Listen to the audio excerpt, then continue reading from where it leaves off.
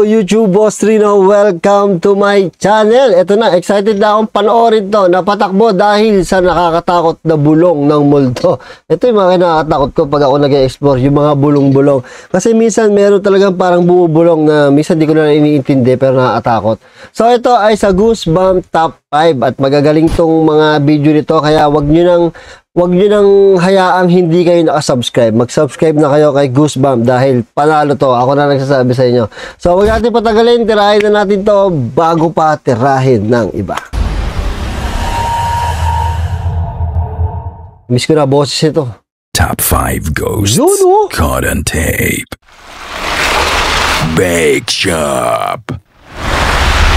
Ang kwentong mapapanood ninyo ay galing kay Morgan sa kanyang TikTok. Ayon sa kanya, simula 2007, uy, gago, ba't nagalaw yan? Meron ng mga weird things ang nangyayari sa loob ng bake shop niya. Kadalasan sa mga nangyayari ay ang kusang paggalaw ng ilang bagay sa loob at labas ng kusina. May mga pagkakataon din na kusa na lang nagbabago ang pwesto ng mga gamit dito. Nakaw. Sa simula, ang buong akala nila ay gawa. Ay, pero totoo yun.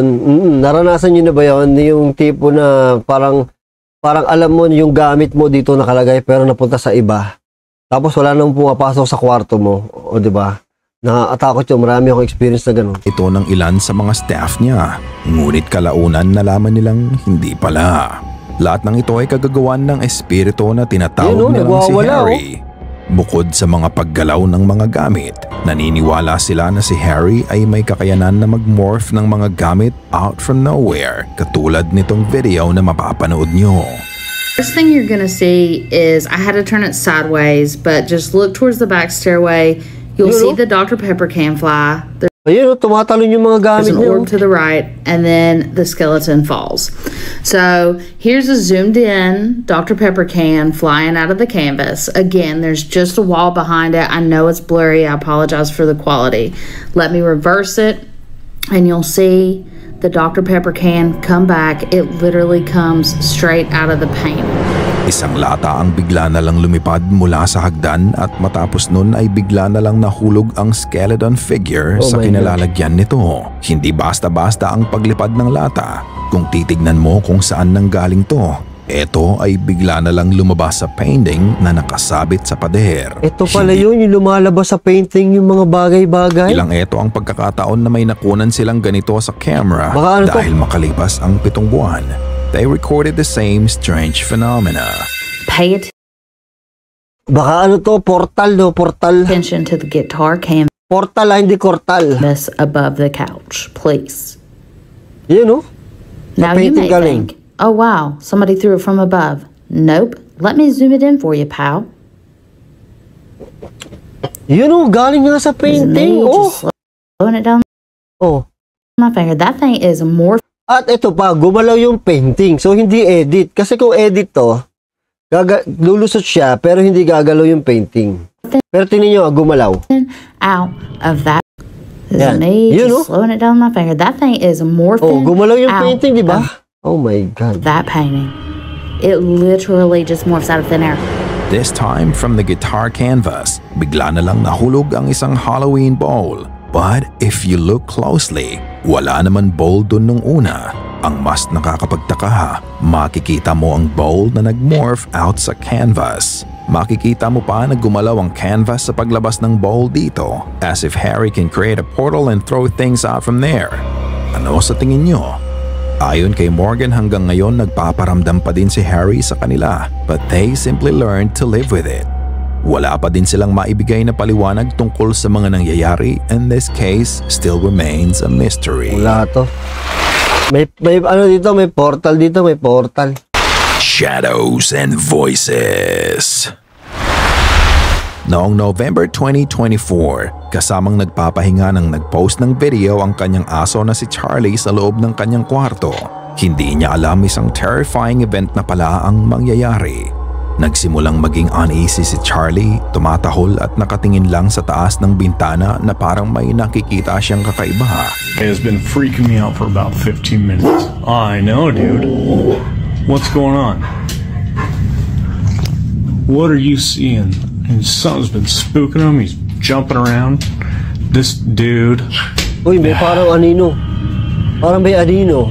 What are you seeing? Kaya pala tumatahol ang aso, talaga palang may nakikita to. Tignan mabuti ang taas ng bintana. Isang black sphere ang Sabi ko makikita na eh. mong dumaan mula sa kaliwa pa kanan. At pagkatapos nun ay ingay na nanggaling sa labas ng kwarto. Kita mo na nai-startle si Charlie sa mga nangyayari sa paligid niya, pero clueless pa din ang owner niya. Bukod dito, meron pa palang ibang magaganap. Why don't you back up? Charlie. I know. Calm down. It's okay. Ang laki ng mukha ni Charlie. You're freaking me out, buddy. Oh, Do we need to go? may nakikita nga Should we to. go, Bubba? You tell me when it's time to go. 'Cause I don't know what you're looking at, but when we need to go, you let me know, buddy. What's freaking you out, bub? Ano yung nakikita Okay. niya? Should we go? Yeah? You leave when we gotta go. As soon as you walk out, I'll be right behind you. Matapos lang ang ilang segundo, muling lumitaw ang black orb pero sa pagkakataong ito, dalawa na sila. Ang unang black orb ay makikita mong dumaan sa harapan ng bintana at ang pangalawa ay nanggaling sa hallway. Matapos nga nito, isang bulong ang maririnig na agad nag-react si Charlie. Ang sabi nito, "Get out." Oh, may bumulong nga. Ito hindi narinig ng lalaki dahil hindi siya nag-react sa boses, pero malinaw ang rehistro ng boses sa camera. Ano sa tingin niyo ang gumagambala sa aso niya? Dito nga kaya nagre-react si Charlie o nagkakataon lang ang kilos niya sa mga strange events na nakuna ng camera? Ikaw na ang bahalang humusga. Pag aso talaga nakakaramdam yan, no? Maraming naniniwala na pag ang aso ay may nakikita talaga na hindi natin nakikita. Saka matalas ang pang-amoy ng mga yan. The Hand.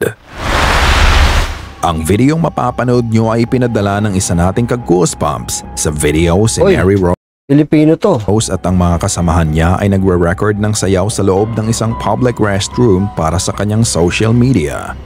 However, what they didn't know, magva-viral ang video nila hindi dahil sa sayaw nila, kung hindi dahil sa kababalaghang naganap dito.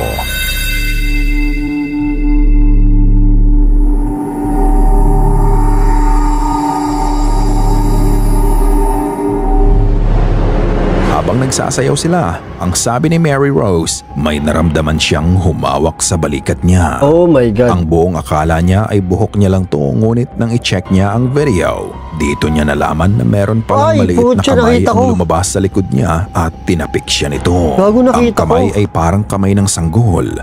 Bukod doon, wala Edit kaya yun? din silang ibang kasama sa restroom nang i-record nila ang video.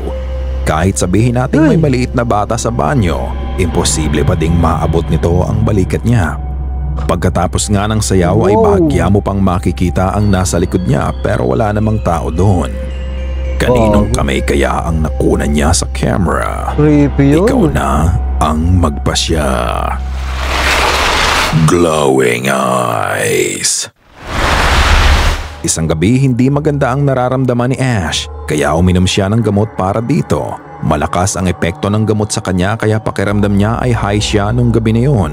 Binabantayan pa nga siya ng alaga niyang pusa para i-comfort siya nang bigla na lang siyang makarinig ng kakaibang mga ingay sa bahay. Kaya inilabas niya ang kanyang camera at dito na nga siya nagsimulang mag-record. Ang dilim na naman. Ito na naman, may makikita na naman to.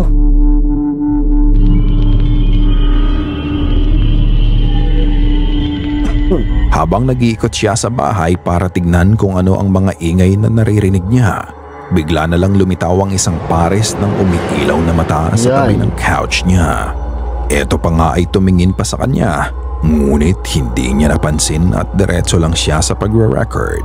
Alam ko ang iniisip niyo at sasabihin niyo na ang matang nakunan sa video ay mata lang ng pusa niya.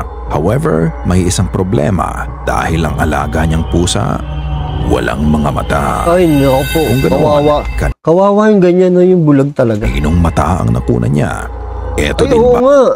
Baka nabulag siya. Multo ng mata ng pusa to. Talaga mga pusi na to. Masyado mahihiwaga. Ang may kagagawan ng mga ingay na naririnig niya nung gabi na yon? Ano sa tingin niyo? Ikaw na ang humusga. Diba? Ang mga pusi talaga mahihiwaga talaga yan. Late Night Passenger. Si Angel ay nagtatrabaho Kinakabahan ako dito. bilang isang Uber driver sa Torreon, Mexico. Late one night, nakakuha siya ng booking kaya pinuntahan niya ang pasahero sa tapat mismo ng elementary school. May naaaninig siyang gumagalaw sa likod ng gate ng paaralan. Oh my God. Sa takot nga niya, nagsimula siyang mag-video. Ito ang nangyari.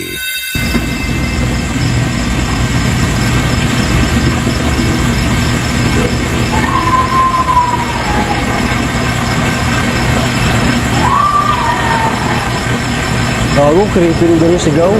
Although hindi kita sa video ang sinasabi niyang gumagalaw sa likod ng gate, pero malinaw na maririnig ang iyak at sigaw ng babae. Ang tinig daw ay nanggagaling sa loob ng paaralan pero wala ng tao sa loob ng paaralan. Lalo na at mag-aalas 3 na ng madaling araw yun. Hinintay pa din niya ang pasahero at sa pagdating nito, mabilis niyang pinatakbo ang sasakyan dahil sa takot niya sa boses na kanyang narinig. Did the voice he heard that night crying for help? I guess we'll never know.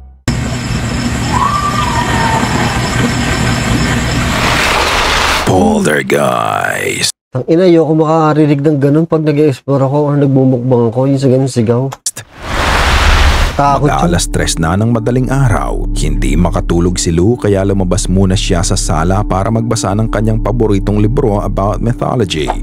Makikita mo sa video na sobrang focused siya sa pagbabasa dahil na-enjoy niya to. Kasama din niya nung gabi na yon ang aso niyang si Peanut. Sa kalagitnaan ng kanyang pagbabasa, may i-interrupt na lang siya dahil sa nararamdaman niya. Bigla Gagi, tatakot ako. na lang siyang napatayo at takot na pumunta sa kwarto. Ito ang nangyari.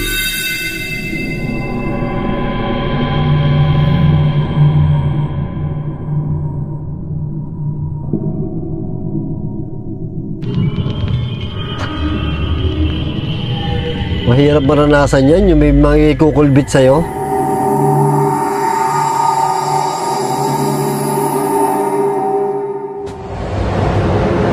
Sa video, makikita mong halos napalundag na lang siya at mabilis na napahawak sa kanyang kanang tenga.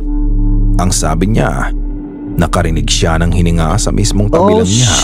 Dahil nga dito ay napatayo na siya at sa kanyang pag-alis, Tapos yung hininga na yung hininga, bad breath pa, no? Creepy talaga yun. bigla na lang ding nahulog ang alcohol container sa taas ng TV stand. Ayon sa kanya, hindi niya napansin Ay, oo na nga, nahulog no? ang alcohol. Ay, parang legit to. Nakita lang niya ito nang reviewin niya ang CCTV footage. Pinakita pa niya kung saan nakalagay ang alcohol at makikita mo na flat ang surface nito. Ano sa tingin mo ang na-encounter niya nung gabi na yon? Ito nga daw ang unang beses na nangyari sa kanya yon, and let's hope that it's also the last. Dahil Yung medyo duda pa ako doon sa may narinig siyang hininga na babaho. Pero nung dumalaw yung alcohol doon, medyo, parang legit to kung hindi, it could progress into something much sinister. Doorbell camera. Ang videong mapapanood nyo ay kuha sa doorbell camera sa bahay ni Axel. Paalis sila ng gabi na yon at ilalak na nila ang pinto. Ito ang nangyari. I got mine. Shit. Stop it. Is that how you teach you how to swim? No, I haven't. That's worth the Ang may salita, creepy. Isang creepy voice ang nagsalita sa doorbell cam. Ang sabi nito, "Don't hang me." No, I haven't. That's worth. Don't hang me down. No, I haven't. That's worth. No, I haven't. That's worth. Hindi ito napansin ng magkakasama ng oras na yon, pero ano sa tingin mo ang boses? Is it a plea from a spirit they don't know, or is the doorbell cam hacked and someone is trying to scare them? Katulad ng lagi kong sabi, Ikaw na ang magpasya. Ikaw na Ang humusga. bahalang humusga. Sana'y kinilabot Creepy nung gano'n yung may... nakiripihan ako doon sa CR na may kumulbit na bata. Sabi natin kahit edit yun. Kasi huwag natin isipin na edit kasi. Entertainment lang eh. Yung may kumulbit na kamay ng bata, imagine mo kasi na legit talaga yun. Nakakatakot talaga nun. Lalo kung gabi yun, no? Tapos pag si CR ka, ikaw lang mag-isa, bata. Kukulbit sa likod mo habang nasa harap ka ng salamin. Nya! Ang creepy! So yun, thank you sa panonood at see you next video.